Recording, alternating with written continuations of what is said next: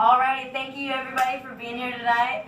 I'm actually going to talk to y'all a little bit about our educational system and how I think that we can improve it. So, Alright. buckle up your seatbelts and here we go. Americans typically learn a lot of things in school. Spelling, math, why plants are green, that are usually useful in our day-to-day lives. But they also learn a lot of other things. Cursive, long division, how to play hot cross buns on the recorder, that are probably not. No, we didn't waste our time with those lessons. And learning something new isn't ever a net loss. Playing the recorder provides building blocks for understanding music, and writing cursive has been shown to increase comprehension. But it is worth reconsidering what we teach in the classroom and figuring out which lessons could better prepare students for life after graduation. So here we go. Number one, taxes. What if instead of wondering whether Section B of Form 8238 blah blah blah whatever applies to you, or alternatively just paying a stranger to care about that problem? You can file your own taxes with confidence because someone taught you when you were young. Sure, traditionally it's a parent's job to teach civic responsibility, but taxes befuddle even the most well-intentioned adults sometimes. As proof that tax forms are actually easy enough for teenagers to fill out when given the right instructions, a Georgia high school teacher has been offering a crash course in the subject for over a decade. For 11 years, Michael DeVault at Robert L. Osborne High School in Marietta, Georgia, has taught a tax course for students and participating in the school's business education curriculum, with the end goal of helping local low-income residents file their returns. After passing a tax preparator's exam, his students spend the rest of the semester volunteering to prepare taxes for some of the community's low-income communities. Alright, number two, budgeting and finance. Americans of all ages suck at personal finances, studies show. It's stressing us out that we can't live within our means, which takes a toll on our health and even our IQs. According to a recent survey of high school students, 44% said that the stress relating to money had impacted their performance at school.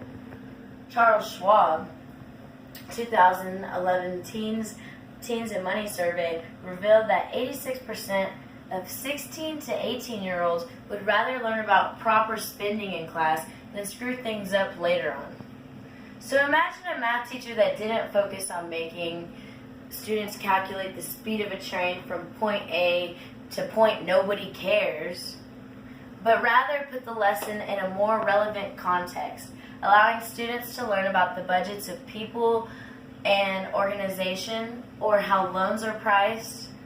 A few groups such as Jumpstart and MoneyThink already advocate for better financial education in schools. Number three, computer coding. Wow, that could help us out a lot. Coding skills lead to well-paying jobs in markets that only are going to keep growing, outspacing numbers of students in the field, but still only 1 out of 10 schools in the U.S. offer computer science courses, and only 33 states let those classes count towards math or science credits. Despite evidence that it boosts those scores, what gives? If the trends experts are correct, soon we're all going to be wearing our computers, becoming more attached to them than we already are. In the very near future, your foreign language requirement could be filled by programming languages. Arguably far more useful than Latin or Greek. Being able to not only use technology, but also understand how it works and manipulate it opens up far more opportunities in today's cutthroat job market. Number 4, emergency and medical training. In the American Heart Association if the American Heart Association had its way, every high school student would undergo mandatory CPR and automated defibrillator training at school to help prevent one of the leading causes of death in the U.S. Sudden heart failure. Many states have enacted laws encouraging CPR training in schools, which, if implemented, would add millions of trained people in time-sensitive emergency situations. Like when people stop breathing, for example.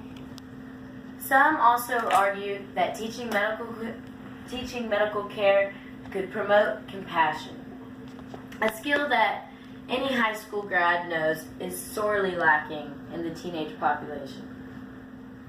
Alright, number 5. No BS sex ed. In this so-called information age, misconception about contraception and sexuality are entirely too common.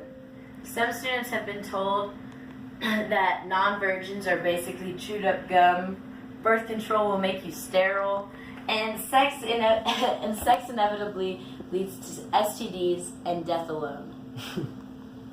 But despite the fact that comprehensive sex ed has been shown to decrease risky sexual behavior, still only 40% of young adults are given the facts straight up. Of the 22 states that require sex ed lessons in school, only 19 of them mandate those lessons to be factually or medically accurate, which is how chronic misinformers like Pam Stenzel get away with giving the talk to unfortunate group of high schoolers. The United Kingdom's Sex Education Forum argues that schools should teach students foundations for pleasurable, equal, and safe relationships. We shouldn't have to add that this information should be based on fact, but this is apparently the world we live in. Alright, number 6. Sustainable living and climate change. Denial continues to outbreak by real scientific debate and data. A number of organizations are advocating for better environmental education programs that teach us a better way of living, to teach people how to make eco-friendly lifestyle choices from early on.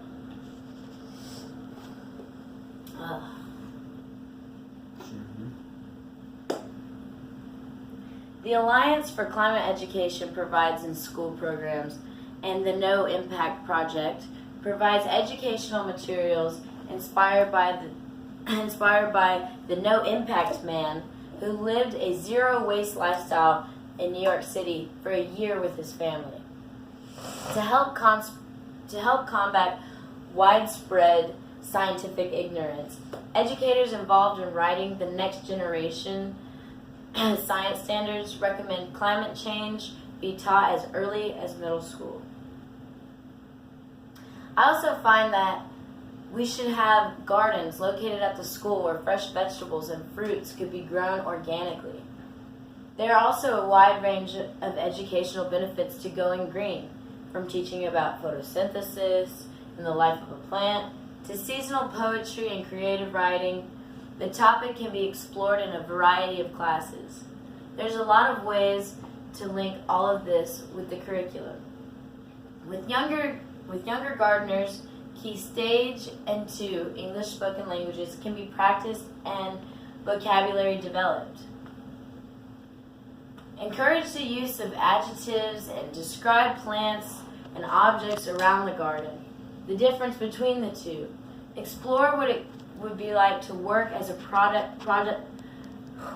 Explain what it would be like to work as a product manager for a company growing herbs in major shops and supermarkets. Science and plants have more taste, sound, texture, use of descriptive vocabulary as a class to create poems. You can use it in science classes too, identifying living things and their habitats with primary students, getting your class to name a variety of plants and discuss simple food chains. Gemma Cahill, a teacher at Blackburn Central High School, says that you can teach older students skills that can help their future job prospects. For example, you can teach about science, technology, engineering, and maths, like STEM and whatnot, careers by getting your secondary classes to run their own blind tests of organic and non-organic foods to see if they can tell the difference. Anyways, in conclusion, school is what helps develop the minds of the future of our country. And unless we want to have ill-prepared, lazy, unknowledgeable people in our society, then maybe it's time for us to take a call to action and implement some changes like stated before to help lead our society to success. We cannot delay any longer and must act now. Let us educate our youth with the skills they need to be great in all their endeavors. Teach them something that matters. Woo! Hey! Yeah.